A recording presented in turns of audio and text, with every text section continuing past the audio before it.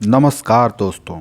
समाज एवं देश में बदलाव लाने वाले जज्बे की सीरीज हौसलों के दर्जी के एक नए एपिसोड के साथ आज मैं फिर से उपस्थित हूँ। अभिवादन स्वीकार हो। रेड लाइट पर ठहरते ही जब शीशे के बाहर नजर जाती है तब एक सवाल खुद से पूछता हूँ कि उनका क्या कसूर होगा जिनको सड़क पर रहना नसीब हुआ होगा। उनके मन में क्या भावना होगी, उनके सपने क्या होंगे, उनकी ज़िंदगी कैसी होगी, हंसी उनके लिए क्या होगी और तकलीफ़ के मायने कैसे आके जाते होंगे। हर बार गाड़ियाँ रुकती हैं और शीशे खुलते हैं, कुछ पैसे उनके हाथों में थमाए जाते हैं और हमें लगता है कि जैसे हमने उनकी ज़िंदगी बदल दी। ज़िंदगियाँ बदलने के लिए कुछ सेकंड काफ़ी नहीं हैं, बल्कि उनके बीच बैठकर उनको समझना पड़ता है। उनके लिए बेहतर तोहफ़ा अगर कुछ हो सकता है तो वह है शिक्षा और उनके साथ बैठकर बिताया हुआ पल, जहां उनको हम यह अनुभव करा पाएँ कि यह दुनिया उनकी भी है और खुश रहने का हक उनको भी है। इसी उद्देश्य से 2015 में युवा सोच के साथ पहचान द स्ट्रीट स्कूल की शुरुआत हुई और ऐसे लोगों की ज़रूरत समझने की कोशिश की गई।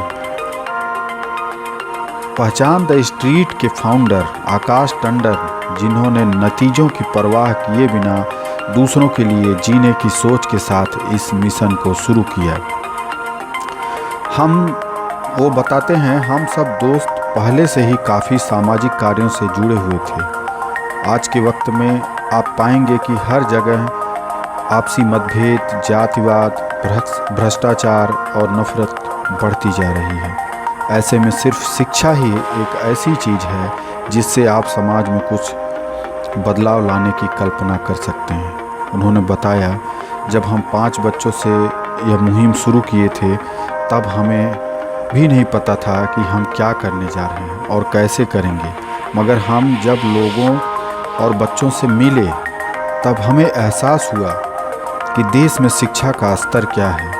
इन बच्चों से मिलकर हमें शर्म भी आती थी कि हम कैसे समाज में रह रहे हैं। देश की राजधानी दिल्ली में जब बच्चों का यह हाल है तो देश के बाकी कोनों का भगवान ही जाने। बस इन 5 बच्चों ने हमारी आंखें खोली और हमने यह ठान लिया कि इस पूरी झुग्गी के बच्चों तक पहुंचना है। आज 6 साल बीत चुके हैं और लगभग 750 बच्चे इस मुहिम से जुड़ चुके हैं। इन बच्चों का उत्साह और प्यार ही हिम्मत और हौसला है।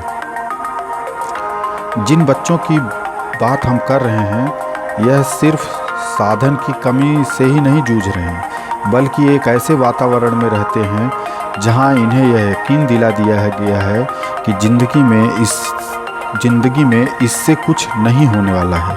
इसलिए ज़्यादातर बच्चे गलत कार्यों में लिप्त हो जाते हैं, शिक्षा छोड़ देते हैं, स्कूल जाना बंद कर देते हैं। हम इन्हें बस यही विश्वास दिलाने की कोशिश करते हैं कि हम लोगों से या शहर के बाकी बच्चों से अलग नहीं हैं।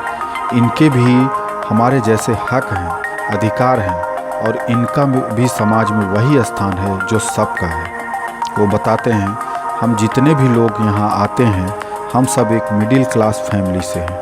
हमने बचपन से लेकर आज बड़े होने तक अपने परिवार को छोटी छोटी चीज़ों के लिए संघर्ष करते देखा है और हम सब यह जानते और समझते हैं कि अगर घर का एक बच्चा भी अच्छे से पढ़कर अच्छी नौकरी करता है तो न सिर्फ वह एक अच्छी ज़िंदगी जी सकता है, बल्कि उसका पूरा परिवार गरीबी से बाहर आ सकता है।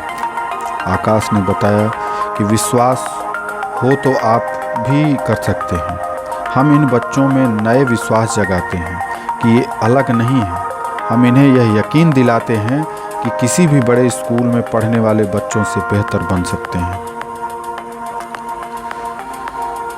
आकाश ने बताया कि हम बस यही संदेश देना चाहते हैं कि आज के समाज में शिक्षा ही बस एक ऐसा जरिया है जिसके जरिए आप बदलाव ला सकते हैं। अगर हम आगे अपने बच्चों को एक बेहतर समाज देना चाहते हैं तो हमें पहले उस समाज को बनाने वाले अच्छे लोग बनाने वाले होंगे। शिक्षित लोग एक शिक्षित समाज बनाएंगे जहां भेदभाव, जातिवाद और बुरे कर्मों के लिए कोई जगह नहीं होगी। आकाश बताते हैं कि आज 6 साल बीत चुके हैं और हमारे 8 सेंटर हैं। हम 300 वॉलेंटियर के साथ काम कर रहे हैं। हमने आज तक अपने किसी मेंबर या वॉलेंटियर को 1 रुपया तक नहीं दिया है। शायद यह संचालन और इस तरह के वॉलेंटियर से इस तरह का संचालन देश में कुछ ही जगह पर हो रहा होगा।